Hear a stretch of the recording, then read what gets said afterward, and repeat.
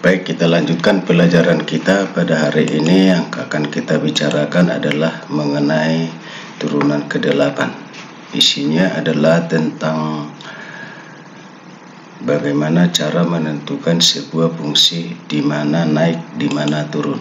Oke, kita mulai aja.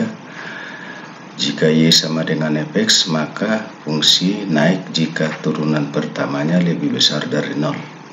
Dan dia turun jika turunan pertamanya lebih kecil dari 0.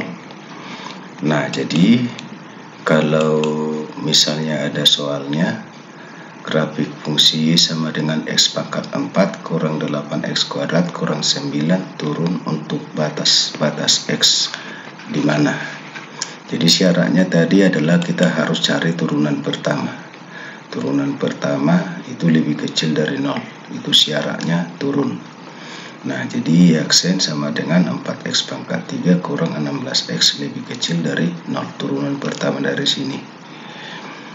Nah, kalau kita faktorkan menjadi 4x kali x kuadrat kurang 4 lebih kecil dari 0. Ini masih bisa difaktorkan menjadi 4x kali x kurang 2 kali x tambah 2. Jadi pembuat nolnya ada 3. Kita gambar pada garis bilangan.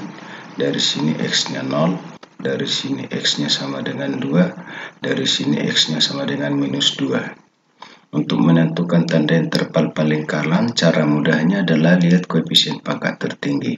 Kalau positif, maka paling kanan langsung positif. Jadi ini pangkatnya adalah ganjil. Jadi berubah-ubah aja, plus, minus, plus, minus. Berarti kalau kita lihat, katanya lebih kecil 0.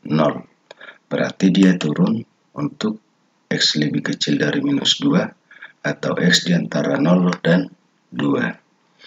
Selanjutnya kita lihat lagi grafik fungsi Y sama dengan sepertiga x pangkat 3 kurang 3 per 2x kuadrat tambah 2x naik. Syarat naik tadi adalah turunan pertama lebih besar 0. Jadi turunan pertama dari ini sepertiga x pangkat 3 adalah x kuadrat, turunan min 3 per 2x kuadrat adalah min 3x, turunan dari 2x sama dengan 2 lebih besar 0, lalu kita faktorkan menjadi x kurang 2 kali x kurang 1.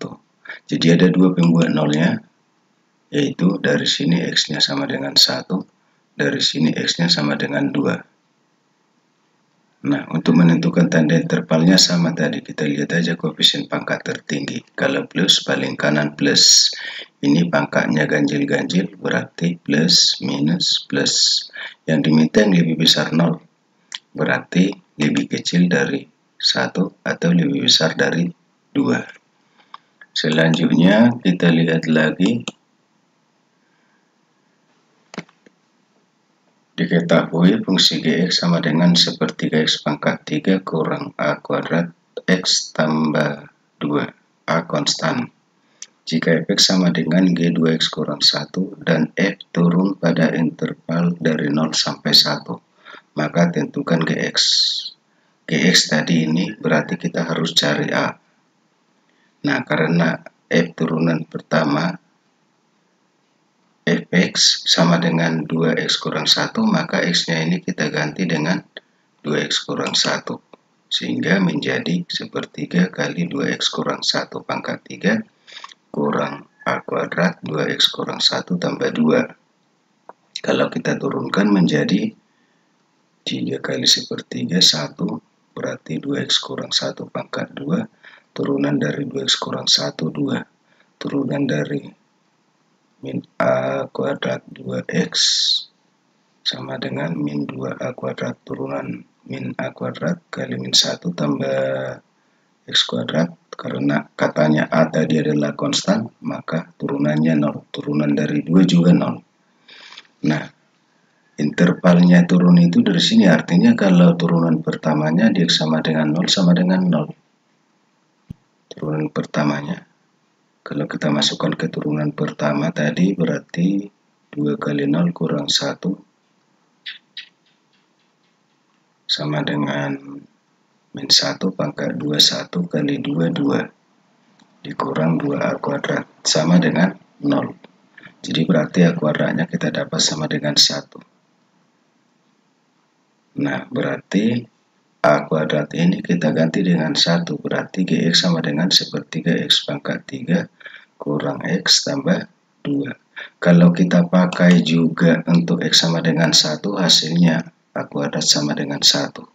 Jadi berarti kesimpulannya Gx sama dengan sepertiga X pangkat 3 kurang X tambah 2. Kemudian kita lihat lagi yang berikutnya, akan kita bicarakan pada tentang turunan bagian yang ke-9, menentukan nilai optimal fungsi. Saya akhiri sampai itu aja dulu untuk hari ini.